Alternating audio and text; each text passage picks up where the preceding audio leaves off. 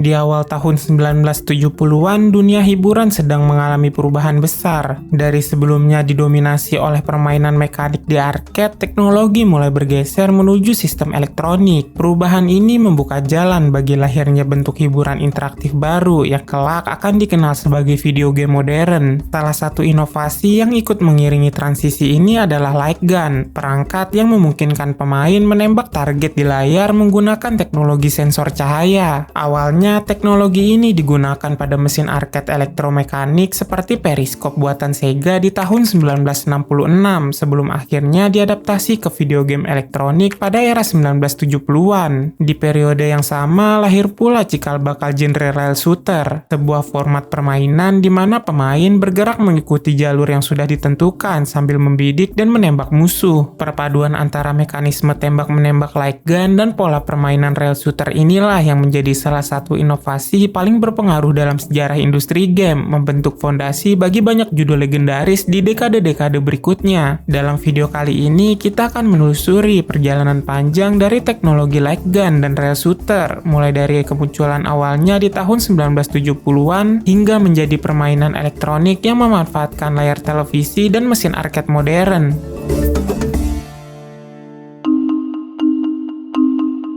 Sebelum teknologi video game dikenal luas, konsep light gun sudah lebih dulu hadir dalam bentuk permainan arcade mekanik. Salah satu contohnya adalah Seaburg Rhyolite yang dirilis pada tahun 1936.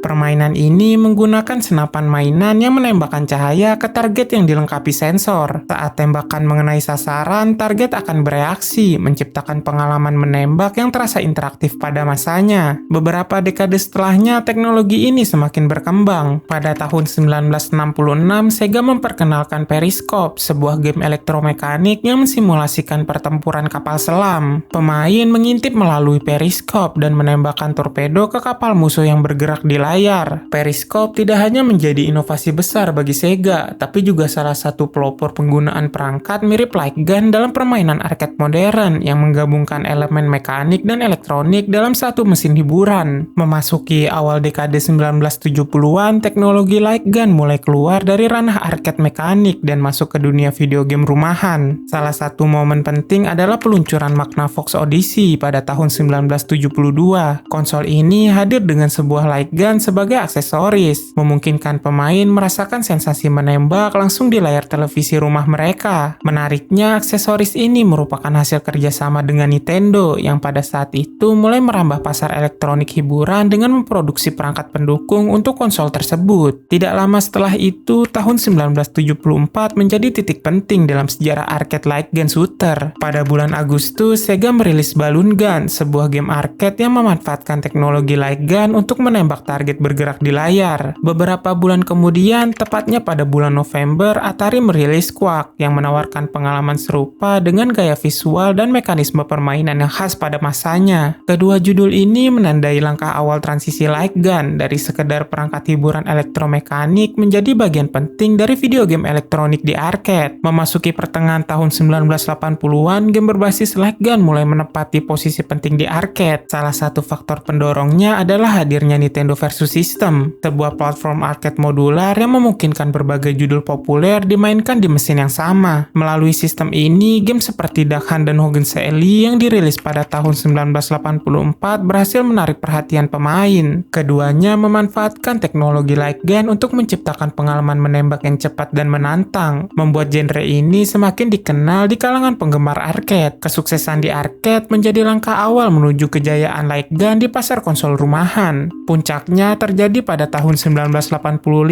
ketika Duck Hunt dirilis untuk Nintendo Entertainment System atau NES. Game ini menjadi fenomena besar bukan hanya karena gameplaynya yang sederhana dan adiktif, tetapi juga karena penjualannya yang luar biasa. Game ini terjual lebih dari 28 juta kopi di seluruh dunia. Pencapaian ini menjadikan Duck Hunt sebagai salah satu game NES terlaris sepanjang masa, sekaligus memperkuat posisi light gun shooter sebagai genre yang dicintai gamer rumahan di era tersebut. Memasuki awal 1980-an, dunia arcade mulai mengenal sebuah subgenre baru yang menggabungkan aksi cepat dengan tampilan yang memukau, yaitu rail shooter. Berbeda dengan game tembak-tembakan biasa, di sini pemain mengikuti jalur yang sudah ditentukan atau istilahnya on rails. Salah satu pionirnya adalah Buck Rogers Planet of Zoom yang dirilis Sega pada tahun 1982. Game ini membawa pemain melintasi luar angkasa dalam lintasan tetap menghadapi musuh dan rintangan yang muncul seiring perjalanan. Konsep ini menciptakan pengalaman yang fokus dan sinematis meskipun ruang gerak pemain terbatas. Daya tarik rail shooter di masa itu terletak pada sensasi visual dan gameplaynya yang berbeda dari kebanyakan game arcade lainnya. Efek pseudo 3D yang digunakan meskipun belum sepenuhnya 3 dimensi memberikan ilusi kedalaman dan kecepatan yang membuat pemain merasa benar-benar masuk ke dalam dunia permainan. Kombinasi visual ini dengan aksi menembak yang intens membuat genre ini langsung mencuri perhatian di arcade, membuktikan bahwa teknologi dan desain permainan dapat bekerja bersama untuk menciptakan pengalaman yang segar dan memikat. Pada tahun 1987, Taito, sebuah perusahaan game asal Jepang yang dikenal sebagai pionir arcade klasik seperti Space Invaders, menciptakan sesuatu yang belum pernah ada sebelumnya, yaitu Operation Wolf. Game ini menghadirkan pengalaman menembak bertema militer dengan sudut pandang orang pertama atau first person dalam format rail shooter, di mana jalur pergerakan ditentukan secara otomatis oleh game yang memberi sensasi fokus dan intens bagi pemain. Kesuksesan ini membuka jalan untuk sequel seperti Operation Thunderbolt tahun 1988. Pada sequel ini, Taito menambahkan mode 2 pemain melalui 2 kontroler senjata yang dipasang di mesin arcade. Grafis juga ditingkatkan dengan sudut pandang pseudo 3D maju atau forward scrolling yang menyuguhkan pengalaman visual lebih mendalam dibanding pendahulunya. Tidak mau ketinggalan, Sega merespon tren ini lewat Land of Fire tahun 1989. Game ini juga mengambil tema militer dengan tampilan pseudo 3D. Perbedaannya tersedia 2 mode mesin arcade, upright untuk mesin berdiri dan model cockpit untuk mesin dengan kursi seperti kabin pesawat. Dalam mode cockpit, mesin arcade dilengkapi 2 kontroler senjata, memungkinkan pemain duduk dan memainkan game dengan gaya yang lebih fleksibel. Memasuki akhir dekade 1980-an, genre light gun rail shooter semakin matang, terutama lewat hadirnya Beast Busters yang dirilis SNK pada tahun 1989. Game ini menjadi tonggak penting karena untuk pertama kalinya 3 pemain bisa bermain bersama dalam satu mesin arcade. Masing-masing bisa mengendalikan karakter berbeda, yaitu Johnny Justice, Paul Patriot, dan Sammy Stately yang bertempur melawan gerombolan makhluk undead di tengah kota yang kacau. Beast Busters dikenal sebagai light gun shooter 3 pemain pertama dan menonjol berkat tema horor yang intens serta desain aksi tembak-tembakan yang berani. Setelah itu, awal 1990-an menghadirkan lompatan visual baru lewat Terminator 2 Judgment Day rilisan Midway tahun 1991. Game ini mengusung perspektif first person dengan grafis digital yang terlihat nyata, menggunakan wajah-wajah yang diambil langsung dari model para aktor film. Dalam game ini, 2 pemain bisa bekerja sama menyelamatkan John dan Sarah Connor dari T-100, memberikan sensasi seolah benar-benar berada di dalam adegan film. Sensasi itu semakin kuat berkat efek visual digital yang realistis yang pada masanya menjadi daya tarik terbesar dan berhasil memikat para penggemar arcade. Lalu di pertengahan 1990-an menjadi era di mana Sega kembali mengguncang industri dengan 2 rilis besar. Yang pertama adalah Virtua Cop tahun 1994, pelopor light gun shooter yang untuk pertama kalinya menghadirkan grafis poligonal 3D secara real-time di arcade. Game ini membawa inovasi lewat teknologi pendeteksi tembakan yang memungkinkan pemain menarget bagian tubuh musuh secara spesifik, membuat setiap tembakan terasa lebih hidup dan realistis. Inovasi ini bukan hanya mengubah cara orang memandang aksi tembak-menembak, tetapi juga memberi pengaruh besar pada desain game serupa di tahun-tahun berikutnya. 2 tahun kemudian, Sega kembali memikat pasar lewat The House of the Dead tahun 1996, sebuah light gun shooter bertema horor yang mengajak pemain melawan gerombolan zombie dan makhluk mutan di sebuah rumah besar penuh rahasia. Permainan ini memadukan aksi cepat dengan suasana yang mencekam serta menghadirkan fitur yang membuat jalan ceritanya bisa berubah sesuai tindakan pemain. Fitur ini tidak hanya memberi variasi setiap kali bermain, tetapi juga membuat pemain ingin mengulanginya lagi dan lagi, menjadikannya salah satu seri paling populer di genre ini. Tahun 1970-an bisa dibilang jadi titik awal penting lahirnya genre light gun. Peralihan dari teknologi mekanik ke elektronik membuka peluang munculnya inovasi seperti Magnavox Odyssey, Balloon Gun, dan Quake yang memperkenalkan cara baru pemain berinteraksi langsung dengan layar. Memasuki era 1980-an, genre ini berkembang pesat baik di arcade maupun konsol rumahan, lalu berevolusi dengan menggabungkan konsep light gun dan rail shooter. Setiap kemajuan yang terjadi saat itu bukan hanya menambah variasi gameplay, tapi juga membentuk dasar desain game interaktif yang kelak mempengaruhi banyak judul populer di masa depan, menjadikan periode ini salah satu momen paling berpengaruh dalam sejarah industri game. Lalu bagaimana dengan kamu? Apakah kamu pernah memainkan game-game yang disebutkan tadi? Atau punya cerita unik saat memainkan game-game tersebut? Tulis cerita kamu di kolom komentar di bawah. Jika kamu tertarik dengan video seperti ini dan ingin tahu apa game pertama buatan Indonesia, kamu bisa klik thumbnail yang muncul di layar. Terima kasih sudah menonton video ini. Jangan lupa untuk like, share, dan subscribe channel ini, dan sampai jumpa beberapa saat lagi.